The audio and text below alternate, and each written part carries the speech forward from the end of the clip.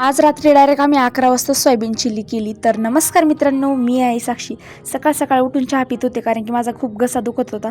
त्याच्यानंतर मग मला भांडी पण घासायची होती कारण की माझा झाडायचा पुसायचा वार होता. मंगळवार असला की मला नुसता काचच लागतो. सकाळचा उठला ना असं झाडायचं पुसायचं म्हणलं ना लई कंटाळा येतो मला. पण भांडी घासायला आवडतात मला. एवढी फुल बेसिंग भरले तरी पण बघा मी रडत नाही काही नाही, पटापट घासून घेते. त्याच्यानंतर बादली भरायला लावली. म्हणलं तेवढंच भरेपर्यंत माझे भांडी पण घासून होईल आणि आंघोळ पण होईल.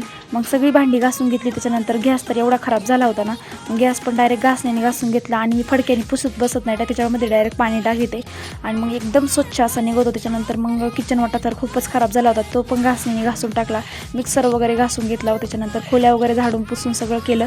त्याच्यानंतर मला खूपच असं एकटं वाटत होतं आणि मग दीदीच्या रूमवरती गेले. बांबू आणले आम्ही आणि मला काही तिखट भेटलं नाही. मग जिथं मसाला आहे तेवढंच खात होते मी.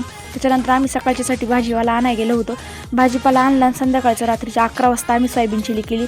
सगळ्यांनी गोदडी वगैरे घेऊन बसले होते, जसे तमाशाला कसे बसले तसेच सगळेजण बसले होते. सगळ्यांना सोयाबीन चिली खूप आवडली, पण आम्हाला काही संपली नाही.